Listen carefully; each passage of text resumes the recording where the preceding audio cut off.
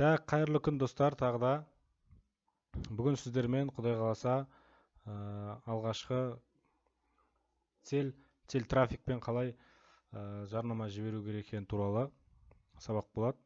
Осы жерден бастап уже жарнама жіберіп бастауларыңыз керек, жалпы ішін барлығын түсініп, және сіздің жарнамаңыздың өтімді болуы осы техникалық жағына және фото видеоңызға текстіңізге байланысты. Фото видео текст қандай болу керек екені туралы алдағы сабақтарда болады. Қазір осы жарнаманы қалай жасайтындығын түсіндіретін боламын. Алдында сіздермен Facebook страницаны қалай ашу керек екенін көрсеттім алдыңғы сабақта, мынандай страницаларда. Енді осы страницалардың негізінде біз қазір мына жерде тағы да создательді басып, егер страница создайтын болсаңыз, создать етпеген болсаңыз, мынаны басып қосыңыз. Енді рекламаны басып жарнама жібереміз.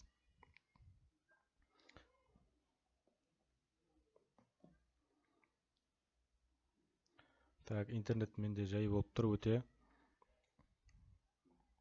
Создать рекламу басқаннан кейін бізде мынадай окошко ашылады. Кеше осының алдыңғы сабақтарда мына цельдердің қандай маңызы бар екен және қай цельді таңдаған дұрыс екен, қай цель қандай қызмет атқаратын туралы түсіндірдім барлығын. Енді бүгін менің көп 90% жағдайда осы трафикті қолданам. Осы трафикпен қалай жіберу керек екенін көрсетемін. Ол үшін трафик таңдаймыз. И продолжить басамыз.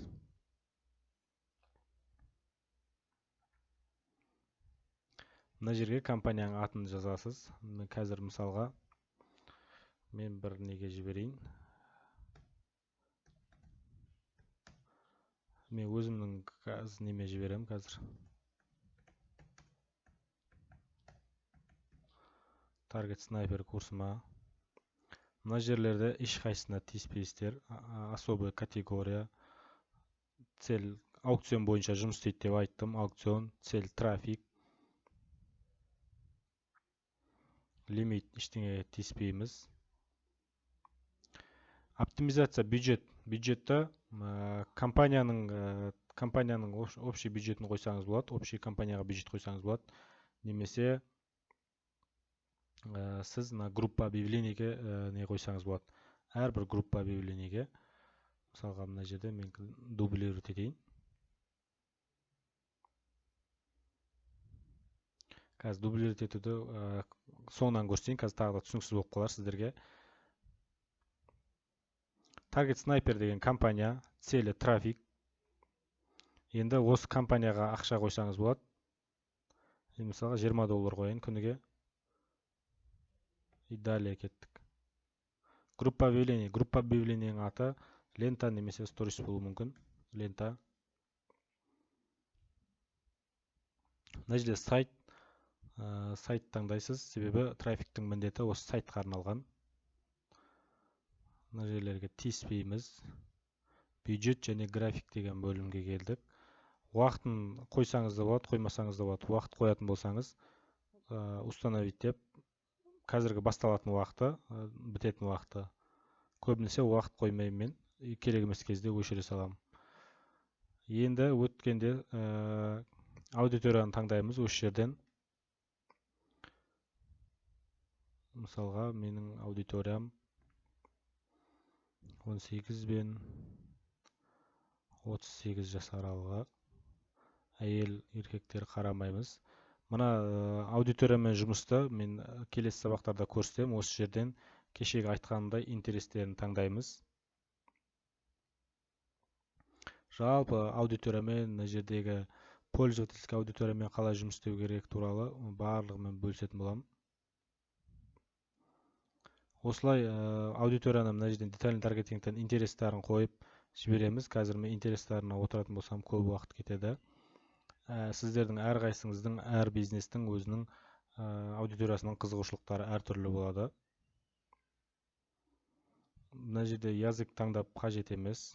Аудиторияны сохранить етіп қойсаңыз болады. Сол кезде сізде мына жерден сохранение аудиторияның ішінен шығады. Мынандай болып атын жазып сохранить етіп қоясыз. Сол кезде шығады. Енді место размещения бұл жерде автоматты қоймаймыз. Ешқашан Инстаграмға жібереміз. Мына аудиенция нетворк дегенді алып тастап отыру керек үнемі. Facebookқа жіберіп көрсеңіз де болады, бірақ ол жақта көп лояльный клиенттер жоқ. Мен жаңа лентаны таңдадым. Истористі алып тастаймын. Лента мен интересный Инстаграмға қарап. Міне $20 мысалы 8.000 теңге. 8.000 теңгеге мен 18.000 мен 52.000-ның арасында менің жарнамам адамдарға көрсетіледі. Және оның ішінен 100 және 107 және 310-ның арасындағы адам подробнее басып менің сайтыма өтуі мүмкін. Бұл енді приблизительный результаты, міне көрдіңіздер, күндік. Бір күнде осындай болуы мүмкін.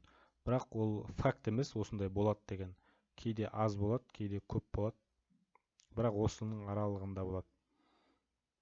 Сондықтан келесі, мына жерлерде ешқайсысына тиіспейміз. Егер сіз көп жарнама жіберіп жүрген болсаңыз, сізде мына жерде клики по ссылке деген таңдалады. Мына жерде таңдалмайды пока. Сондықтан енді осы жердің барлығын жасап болдық. Енді рекламаға өтеміз. Енді осы жерде жаңағы видеомызды, текстімізді дайындап. Мысалға мен үнемі көп жарнама жіберетін болғандан кейін мен креатив 1 деп қоям. И сосын келесі фото, келесі видеоға креатив 2, креатив 3, креатив 4 деп кете беремін. Мысалға мен мына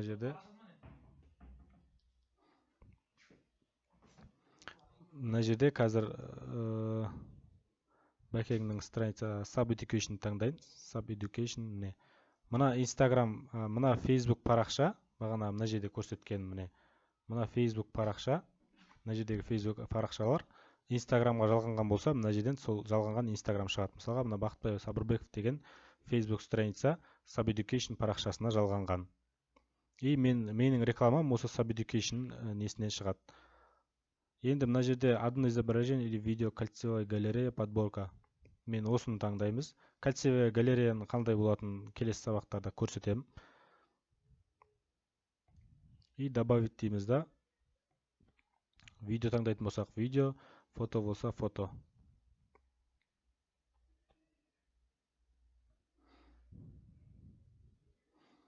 Загрузить етеміз.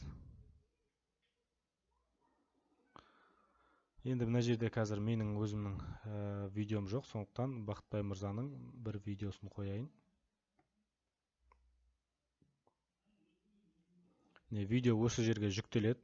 Астына текст қоямыз. Қазір мен дайын текстім жоқ. Ол тексттарында қалай жазылу керек екен және қандай видео көп клик алып келеді, көп сатылым алып келетін келесі сабақтарда айтатын боламын. Сондықтан мына жерге мен мысалға жаза салайын қазір.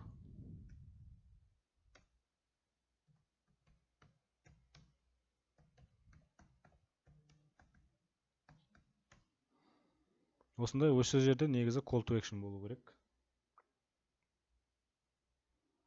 И мына жерге сайттың сілтемесі. Бізде сайт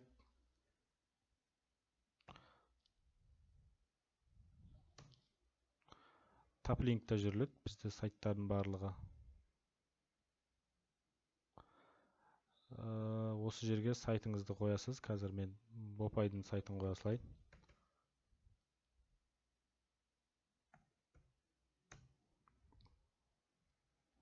Міне сайттың мына жерін аласыз. Мына HTTPC дегенмен алған дұрыс негізі сайттың. Осы жерге сайтыңызды қоясыз. Міне видео жүктелді. Өткендегі айтқан пикселімді мына жерде пиксель настроить деп пиксель. Егер сізде пиксель ашылған болса, пиксельді осы жерге настроить деп қоясыз. Міне осылай видео Instagramда және Instagram Stories'та осылай көрінеді.